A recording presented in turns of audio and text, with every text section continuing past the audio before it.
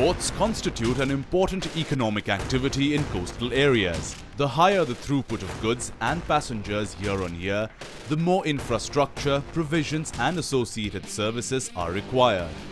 India is the 16th largest maritime country in the world with a coastline of about 7,517 kilometers. Since about 95% of India's trade by volume is via the maritime route, there is a continuous need to develop India's ports and trade-related infrastructure to accelerate growth in the manufacturing industry and to assist the Make in India initiative. There are, however, several regulatory challenges which are stumbling this growth. On one hand, we are talking about Sagarmala, 6 lakh crores of investment, and on the other side, we see, when the budgets are made and the subjects what are discussed in the parliament, we hardly find maritime coming there, So at the end of the day, if we have 7,500 kilometers of a coastline and only 12 major ports, we really can't achieve big. The talks can be there on the papers, but to see it on the ground happening, I think it has to be a kind of a revolutionary kind of approach by state governments and central government on the same plane. And I hope it happens soon. The capacity addition at ports is expected to grow at a compound annual growth rate of 5 to 6% till 2022, thereby adding 275 to 325 megatons of capacity. How does the industry look at the sector and the expectations it has from its partners, the government and others in the private sector is what this episode of India Risk Report will explore. Hello and welcome to another episode of India Risk Report. And in this episode, we are looking at port and coastal security, reference the maritime trade, which is big in India in as much as it's big for most countries. In fact, the transportation and the use of maritime links is something which is relatively a much cheaper and a much more flexible method of adopting volume trade. And India has a huge coastline, and India has a maritime initiative which would see in the next several years India having something close to 189 ports being added on to already what our port list is, with an investment of rupees $1.42 trillion, which really translates to 22 billion US dollars. But there are challenges to maritime security and coastal security, and we have two experts with hands-on understanding of what it means to ensure that maritime trade and maritime security is addressed comprehensively. We have Commander Abhijit Singh, former naval officer, but now a senior fellow at the ORF and looking after maritime issues there. And you've written extensively about it also, I'm told, and look forward to your views. And we have Captain Rajesh Deshwal, Chief Executive Officer of Darya, which is a ship management company and which looks at various issues from manpower management to arranging for more ships for the growing requirement for the Indian economy. Now, I'd like to throw this question to you, Commander Abhijit. What do you think really is at the heart of our maritime coastal security not getting the attention that it should? Is it that we lack vision or an understanding or the resources, or most importantly, the will to actually implement effective maritime initiatives, particularly in the aftermath of the 26/11 attacks on Mumbai and the fear that this is an area which could be very easily accessible to those who want to upset India's agenda? Right. So a lot of things that you mentioned are all true. To an extent, the problem of maritime security, or rather coastal security, is that we somehow haven't been able to get our systems in order. We did a study at the ORF about a year back in which we studied most of these aspects that you've mentioned. And we found that one of the problems in coastal security is that while the central government seems to have some kind of vision and idea of how to move things forward, somehow they don't seem to be getting the same kind of support from the state governments. And while the Indian Navy and the Indian Coast Guard seem to have pretty much upped their game as far as coastal security is concerned, in the sense there's greater coordination, better exercises, all of that, infrastructure is building up. The coastal police still is an area of concern. The coastal police is not sort of rising to the occasion. And our sense was that there is unwillingness among the local police to be very involved in matters of coastal security. But that is purely coastal security. With port security, I would say the issues are that there is a regulatory deficit. As per the regulations, these ports are supposed to follow what is called a comprehensive commercial security plan.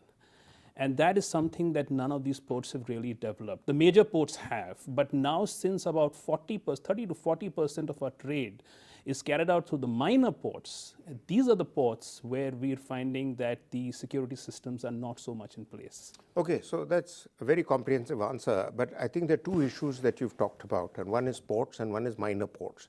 And I want to go to Captain Deshwal for this, because what I need to understand from you is facts that are available with me, that India doesn't have the large volume absorbable ports that India would ideally like to have to offload more sea-based cargo coming in.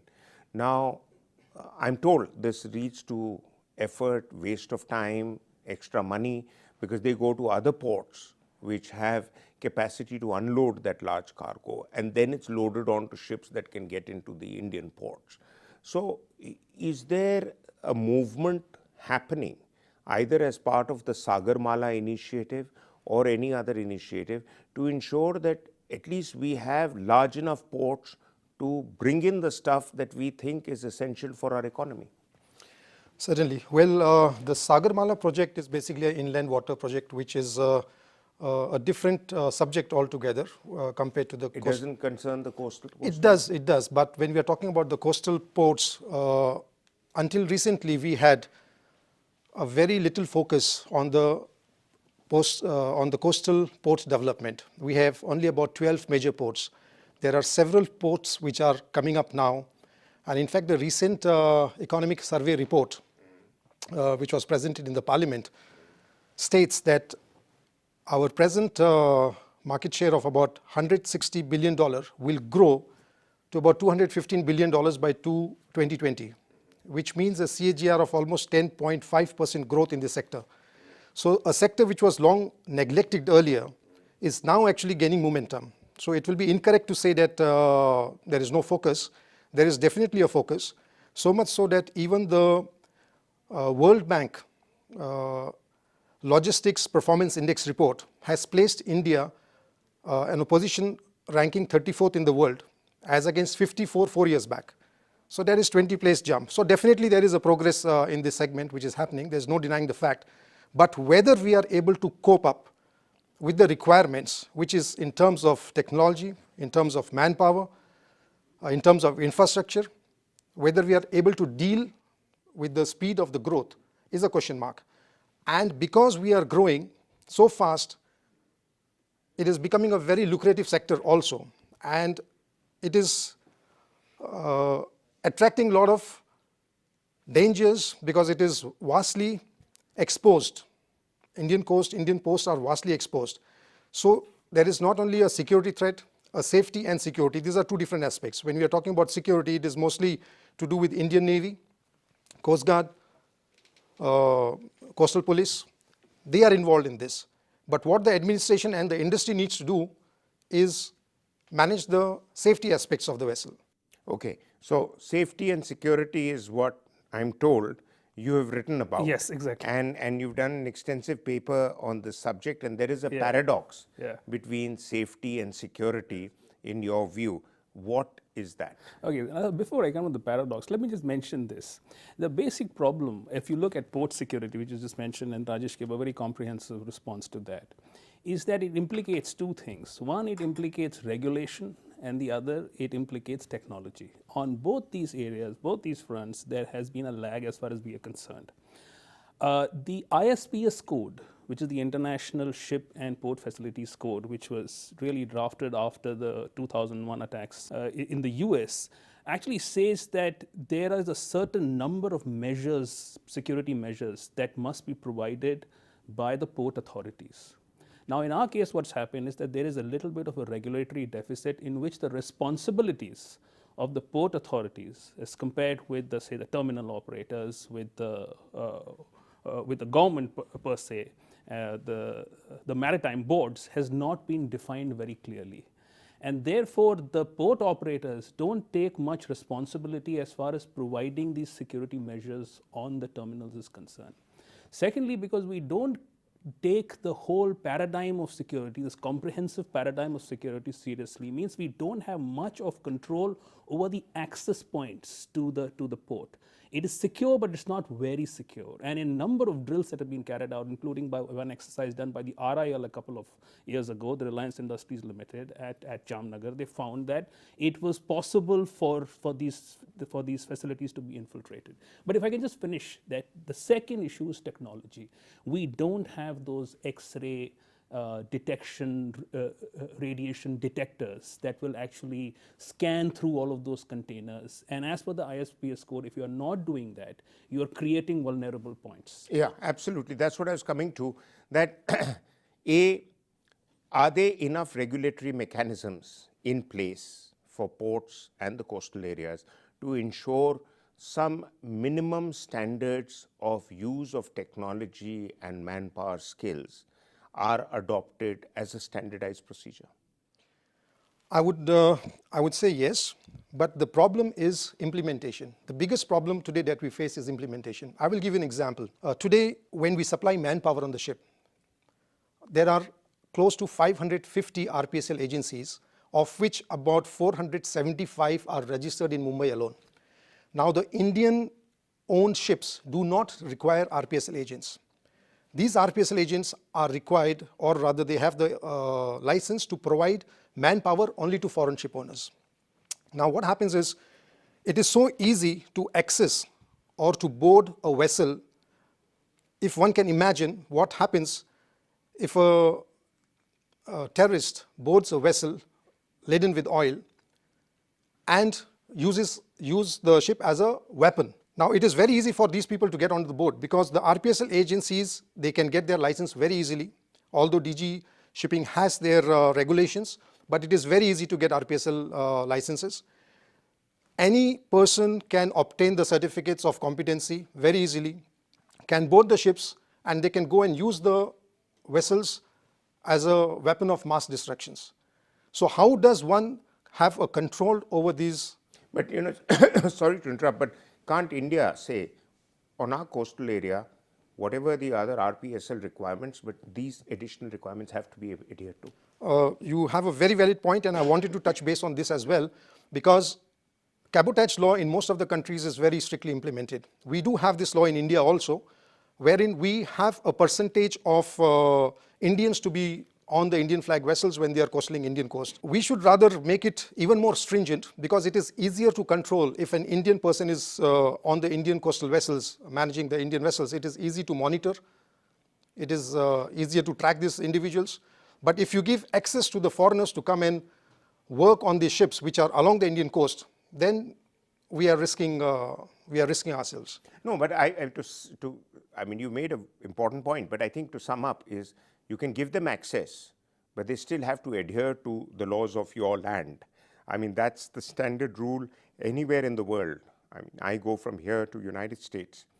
I can't insist that the US would treat me as a citizen of India, but completely dismissive of US laws. You have to. So I think there is a disconnect here. You brought that point up, and I think those who would be watching the show would realize there is a need to adhere to that. But after break, we'll come back and look at more important issues such as what are the other strategic dimensions of maritime trade, coastal security, and how we can address those. But that after break.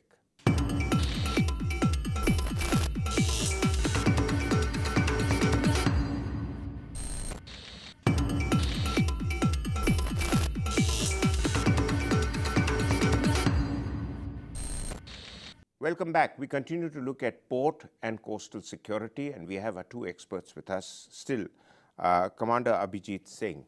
There is an area which I think, I'm sure you would have given it some thought, and I need some crisp advice on this. In terms of operational growth of port security, could you elaborate on some of the measures that could be taken by Indian shipping, which has and can ask for naval or military protection, particularly in the light of the growing menace of piracy in some of the most important maritime trade routes? Right. So there are two or three things that immediately come to mind. In the study that we carried out, we found that when it comes to port security, one of the issues that always comes up for discussion and that's rather controversial is the security of the single point moorings, the SPMs. Now, the fight is actually between the Coast Guard and the CISF, and that in some ways is also symptomatic of the problem that we face, which is that agencies are not willing to take up what they think they can't do. Now, the Coast Guard is really supposed to do this as per the Coast Guard Act of 1978. But the Coast Guard says that the CISF is really the agency that's supposed to be doing this. And the CISF says that we actually don't have the training, we don't have the assets to go and provide security to these. So one of the first things that we need to do is again come up with comprehensive, clear regulation on whose responsibility is what in the field. The second area that I think we need to look at is interagency cooperation. It is better than what it used to be since 2008, but I still hear that there are problems when it comes to coordinating responses, especially with the coastal police. And the coastal police, as I was telling you, recently there's been a proposal made to make something known as a coastal border police force that will be a centrally controlled police force. Now, a lot of practitioners will tell you that this is not really the right way to do things, because the coastal police is really a key cog in the wheel. The coastal police is who has the knowledge of the networks that exist, the intelligence networks that exist. And these are the people that actually need to be plugged into more security. So I would actually suggest that the government needs to look at ways in which we can involve the police more in coastal security measures and coastal security initiatives. And lastly, I think what's also important is that we are setting up a lot of these radar stations. 43 have already been set up under the CCS scheme. The first scheme, we have plans for setting up another 38. But from what I hear from Coast Guard officers when we did the report is that the real problem isn't so much electronic surveillance and electronic intelligence, it's human intelligence. We are not really getting the human intelligence that we need. And also we are too focused on the fact that we shouldn't have a repeat of the 2611 incident. I think we need to have a broader approach to security. 2611 is one thing, but there's other things also that happen. There's pollution happening, there's illegal fishing happening, there's trafficking happening, and for all of that the intelligence can again come from the police. So rather than take something like a coastal border police force, which is basically a low grade Coast Guard which is going to be equally ineffective, let's look at other ways in which we can bring in the people that matter. No, I completely agree with you. There's a need for a comprehensive national approach, because at the end of the day it's national security and national interests and the national economy, all of it clubbed together as far as coastal and port security go. But Captain Deshwal, there's another dimension to this all, and it actually, the answer of Commander Abhijit leads me on to this question. That is that where is the role that the private sector sees for itself in terms of coastal security and ports and port management? Because the government takes its own time to come up with next set of implementation of ideas once the ideas are accepted at the highest level. But there is room for PPP, public-private partnership. And what kind of room do you see that happening? Do you see some ports becoming a private enterprise, just like airports have become? And to what extent would that give government-led enterprises a run for their money? Yeah, there are several ports which are on a PPP model today operating in India, and they are definitely doing better than the ports which are under the government. Talking about safety, what the industry can do, it is very important today to see the motivation level of the seafarer who is out at sea. From the time the person, as I was talking about the RPSL agencies and the companies who are putting people left, right, center out at sea, Our industry is not free from the corruption as any other industry. There is a lot of corruption happening also, especially in terms of recruitment. So we have these people who go on board and they are not secured, because a good company will have their own systems of recruitment, they will have their own processes, whereas these people, they are easy targets, they go on ships and they can be very, very easily manipulated to cause damage, to be a security threat. Another point that I would like to highlight is whenever a foreign vessel is coming to India, there is no means of check. There is no means of checking these vessels in the territorial waters. They just make a VHF call and they come all the way to the port, and that is when immigrations or the customs or whoever boards the vessel to inspect the vessel. Now we have no idea if this vessel is coming from our neighboring countries or wherever, and what risk they are bringing into our nation and what damage they can do to the country. We have no idea about that. Talking about coastal, as you rightly mentioned also, the police stations and all, we can gather local network, local intelligence, which is good for our coastal and which is good for our domestic trade. But the international trade, wherein foreigners are coming in, foreign flag vessels are coming in, how do we address that? How do we check that? That is a question mark. Well, it's very important. It's, I mean, and you may like to Right. also comment on it, but other than that, I want to link up a question that on a strategic level, we've just been having deals now with countries in Asia like Iran and Oman to give us port facilities. Now, those port facilities are largely seen as military-related port facilities. But could we use those ports also extensively to enhance maritime trade and maritime activity? Well, it could. In practice, we could use those ports to enhance our maritime activity, but it said that we need to get our processes in order. And this kind of loops back to the point that Rajesh was making some time back, is that really speaking, we have to have clarity over what kind of security measures are going to be provided by the port operator, and what kind of security do we expect the shipping company to provide. Now that division is made in other ports, is made in other countries. In a lot of other countries, the regulation is clear about who does what in the event of a contingency. And I can give you an example of the Chennai oil spill. When the Chennai oil spill happened, there were no tier 1 facilities available in 2017. And the reason that didn't happen is because the oil company hadn't really provided those tier 1 facilities, even though they were supposed to. So I'm saying, before we try and look at using other ports, we have to be sure that we're able to provide these facilities in our own ports. The more important thing is that the law actually does not force any government to do anything. It simply says that the responsibility for the governments for enforcement is simply that they should incorporate that whatever is there in the law in the domestic legislation, and we haven't done that. When we start doing it in our major and minor ports, then we can start thinking of doing it in ports abroad. And then a quick question: why haven't we done it till now?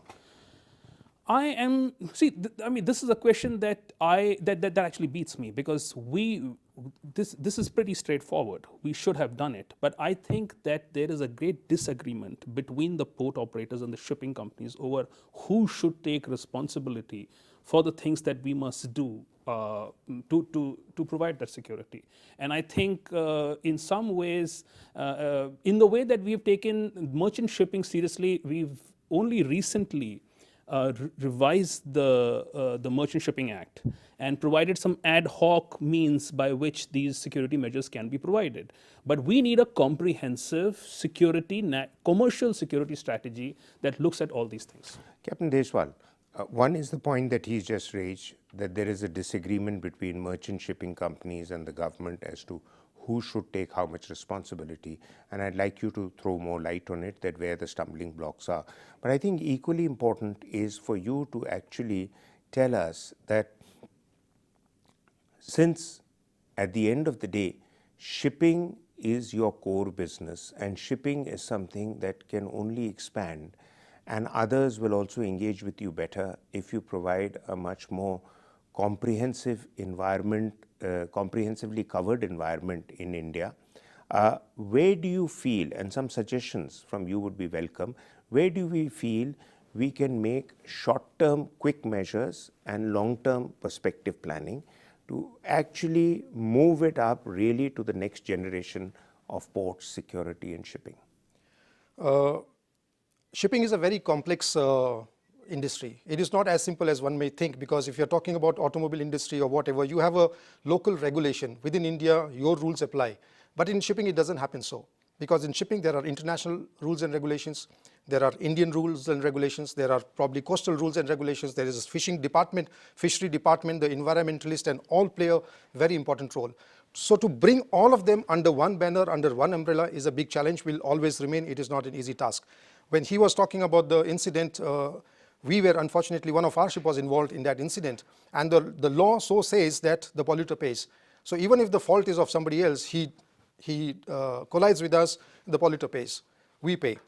So these are some unfortunate rules which have been tagging along for a very, very long time, which really needs a review. And the government definitely can take stand, and they say that this is the law of the land, this is what I want in my country. And the question is, what supersedes what?